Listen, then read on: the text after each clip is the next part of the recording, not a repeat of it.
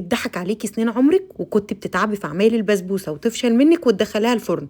انا جايه اسير الجدل واقول البسبوسه يا جماعه بتتعمل على البوتاجاز من غير فرن، وبنسلقها عادي في الميه والسكر، وهتطلع معاكي مكرمله ومرمله وطريه وجوسي وبتدوب في البق.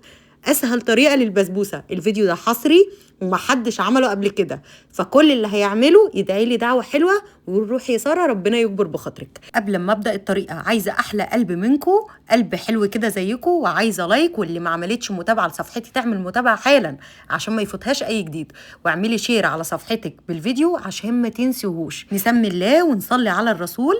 معلقه كبيره من الزبده المحترمه عشان نكرمل فيها السكر، وكوبايه كبيره من السكر. الوزن بتاع كوبايه السكر ربع كيلو سكر اهو زي ما انتم شايفين، ربع كيلو سكر.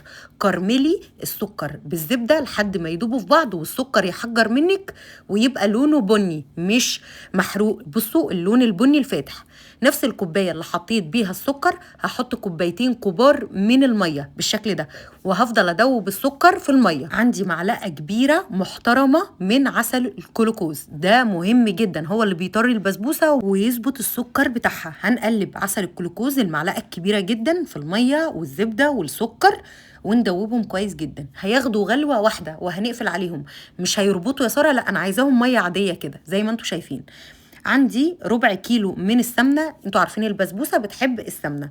هحط نص كيلو من سميد البسبوسه عند اي عطار، وهحط معلقتين كبار مليانين من اللبن البودره، وحمصي اللبن البودره وحمصي البسبوسه كويس جدا في ربع كيلو السمنه. انتوا عارفين البسبوسه يعني سمنه بلدي او اي نوع سمنه، لا هنستخدم لبن ولا هنستخدم زبادي ولا اي حاجه. زي ما انتوا شايفين بحمص البسبوسه، وبحمص كمان معلقتين اللبن الكبار، المعلقتين اللي انا حطيتهم الكبشه البيضه اللي انا بقلب بيها دي. قلبي لحد ما تبقى اللون الذهبي القمر ده زي ما انت شايفه كده، وتفلفل. وريحه بصوا اقسم بالله ريحه البيت كانت قلب الدنيا.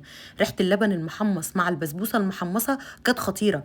بعد كده هنزل بالسكر والميه اللي احنا عملناها من شويه، السكر والزبده والميه وعسل الجلوكوز، نزلت بيها على البسبوسه ووطيت النار خالص. وافضلي بقى قلبي لحد ما البسبوسه تشرب كل ده وتستوي وتكرمل كده وترمل كده زي ما انتوا شايفين.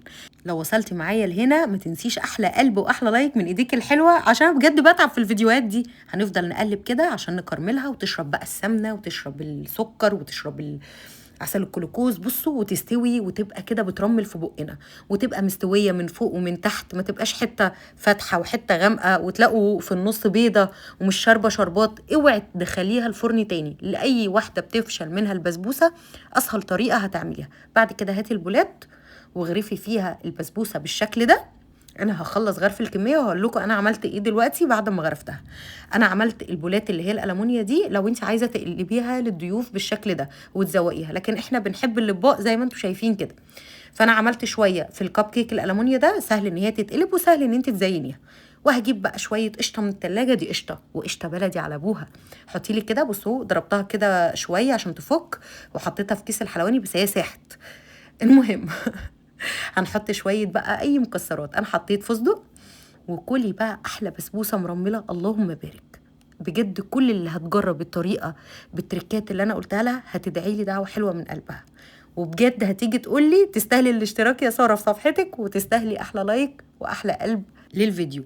وزي ما قلت لك لو عجبك الفيديو شيريه على صفحتك عشان ما تنسوهوش وتنسي الطريقه، وخلي حبايبك كلهم وكل الناس اللي بتفشل منها البسبوسه تشوفها وتعملها. بجد يا بنات خطيره وريحتها كانت قلبة البيت اللهم بارك. انا عايزه اقول لكم في طبقين كبار زي الازاز دول اتاكلوا، ودي باقي الكميه من النص كيلو، بترمي كميه كبيره قوي. ولو الناس اللي بتحب جوز الهند ممكن تحطي جوز هند، انا ما بحبش جوز الهند يا بنات، فانت لو بتحب جوز الهند حطي جوز الهند مفيش مشكله. ما هذا الجمال، ما هذا الجمال، بتدوب في البق كده، بتدوب في البق حلوه زي حبايبي الحلوين اللي بيشوفوها دلوقتي. يا رب يكون عجبك.